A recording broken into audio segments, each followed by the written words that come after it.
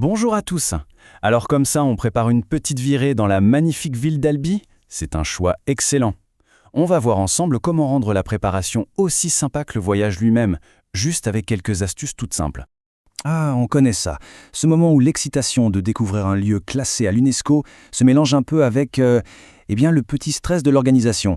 Où est-ce qu'on se gare? Comment on se déplace? Qu'est-ce qu'il faut absolument voir? Eh bien, justement, le but ici, c'est de faire disparaître toutes ces questions. On va transformer cette planification en quelques étapes super claires pour ne garder que le meilleur, le plaisir et l'excitation de la découverte. Allez, on attaque. La première étape, c'est de s'assurer que toute la préparation se passe tranquillement, sans la moindre prise de tête. Cette phrase, elle résume parfaitement l'idée, non? Parce qu'au fond, un voyage bien organisé, c'est la garantie de pouvoir vraiment savourer chaque instant sur place sans avoir à se préoccuper des petits détails. Que ce soit pour un week-end en amoureux ou des vacances en famille, on a tout regroupé ici. Des options de transport pour bouger facilement, aux visites à ne pas manquer, en passant par les bonnes adresses pour dîner, bref, tout ce qu'il faut pour que la préparation soit un jeu d'enfant. Bon, une fois qu'on est arrivé, la première grande question qui se pose souvent, c'est comment on se déplace? Alors parlons un peu logistique pour naviguer dans la ville comme un pro.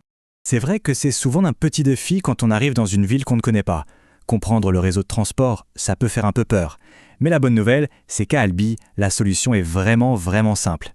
En fait, il y a deux solutions principales qui se complètent super bien. Elles couvrent à peu près tous les besoins, qu'on vaille explorer un peu plus loin ou juste flâner dans le cœur historique. Et ce qui est génial, c'est que c'est hyper simple. D'un côté, on a les bus de la ville qui couvrent une zone assez large, parfait si l'hébergement est un peu en dehors du centre. Et de l'autre, et ça c'est vraiment le bon plan, il y a les navettes gratuites, idéales pour se balader dans le centre historique sans se fatiguer et sans dépenser un sou.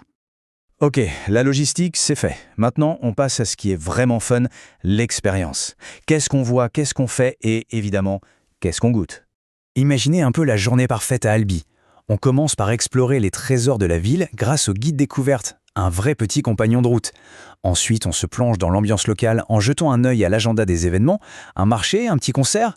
Et pour finir la journée en beauté, on se trouve un super resto, même s'il est un peu tard. Mais attention, il ne faut pas s'arrêter au centre-ville, même s'il est magnifique. Il faut oser s'aventurer un peu plus loin pour découvrir les villages incroyables du Tarn. L'été, on peut même trouver des petits coins pour piquer une tête. Et un dernier conseil, l'office de tourisme, c'est une mine d'or pour les bons plans, restos et bars. Allez, pour terminer, on va résumer tout ça sous la forme d'une petite boîte à outils du voyageur parfait à Albi pour que le séjour soit une réussite totale. Voilà, c'est un peu le kit essentiel pour un voyage à Albi. Avec ces quelques ressources en main, la visite devient fluide, simple, et on peut vraiment se concentrer sur le plaisir de la découverte. Donc si on récapitule, il y a 4 éléments clés à avoir en tête: l'Albi City Pass pour profiter au maximum des visites, le guide découverte pour ne rien rater, l'agenda des événements pour vivre comme un local, et bien sûr les plans de transport pour être totalement autonome. C'est simple, c'est clair et c'est super efficace. Et avec tout ça, au final, il ne reste plus qu'un seul et unique but. C'est de pouvoir simplement profiter. Oublier toute l'organisation et se laisser porter par l'atmosphère unique de cette ville incroyable. Parce que c'est ça le but d'un voyage réussi, non? Faire en sorte que toute la préparation devienne invisible une fois qu'on est sur place.